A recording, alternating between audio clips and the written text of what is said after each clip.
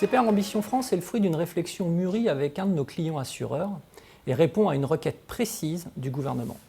Comment apporter de l'aide aux PME-ETI alors que celles-ci n'étaient pas couvertes pour le risque d'interruption d'activité due à la pandémie? À défaut de pouvoir indemniser, il a été décidé d'accompagner ces entreprises par l'investissement. CPR Ambition France a donc vraiment été créé pour répondre au contexte post-Covid-19 afin de préserver le tissu économique français, d'accompagner durablement la relance et enfin de financer l'économie de demain. Mais nos ambitions vont même plus loin que le label Relance puisque le fonds est investi à 100% en actions françaises et intègre une dimension ESG forte.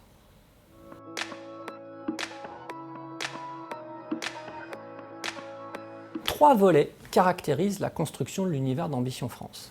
La taille des entreprises, leur thématique dans la relance de l'économie française et leur profil extra-financier. Sur le premier volet, la taille de l'entreprise. L'univers d'investissement est centré sur les PME-ETI françaises cotées dont la capitalisation boursière est comprise entre 100 millions et 2 milliards d'euros. Concernant le deuxième volet, les thématiques de relance, 3 thèmes ont été retenus pour que le fonds réponde à sa mission d'accompagnement. Le thème 1, passer le cap. Nous identifions dans ce thème les PME-ETI leaders dans leur domaine et qui ont été du jour au lendemain violemment pénalisés par le Covid et qui ont besoin d'actionnaires de long terme. Le thème 2, la souveraineté. La pandémie a mis en évidence des problématiques de souveraineté comme la santé, l'énergie, l'alimentation que nous avions totalement perdu de vue dans notre monde globalisé.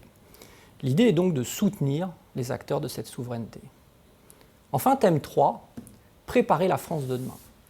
En lien avec les objectifs du plan de relance gouvernemental de 30 milliards annoncé en octobre 2021, ce thème permet d'accompagner les entreprises qui contribuent à façonner l'économie de demain pour répondre aux nouveaux enjeux, qu'ils soient écologiques ou technologiques. Tous les secteurs sont concernés. Il existe évidemment des recoupements entre les 3 thèmes. Par exemple, les entreprises liées à l'énergie verte contribuent à la fois à la souveraineté énergétique nationale tout en répondant aux défis climatiques. Dernier volet, et non des moindres, le volet extra-financier.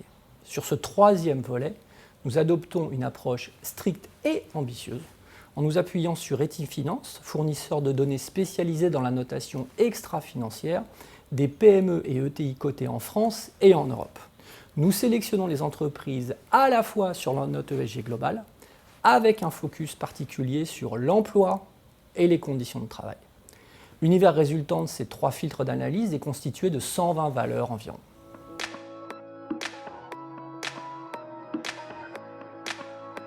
Selon l'échelle de notation Etifinance, le profil extra-financier de notre portefeuille est supérieur à celui de son univers d'investissement. Mais nous attachons également de l'importance au dialogue et à l'engagement avec les entreprises. Depuis le début de l'année, l'équipe de gestion a mené 75 entretiens avec les entreprises de l'univers d'investissement du fonds CPR Ambition France et voté dans 59 assemblées générales. Lors de ces entretiens, les enjeux ESG sont systématiquement abordés. En outre, CPRAM s'associe à la démarche Engagement for Progress lancée en 2021 par Etifinance.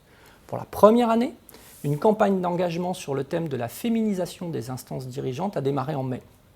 Nous communiquerons prochainement plus précisément l'ensemble de l'approche durable dans le cadre du premier rapport d'impact de ce fonds. En conclusion, le portefeuille a été constitué pour s'inscrire dans la durée afin de répondre aux besoins d'accompagnement et de financement sur le long terme des entreprises françaises. Dans ce contexte, allier la performance financière et extra-financière est parfois un défi, mais c'est une vraie richesse de dialoguer au quotidien avec nos PME-ETI et une fierté de les accompagner avec ce fonds.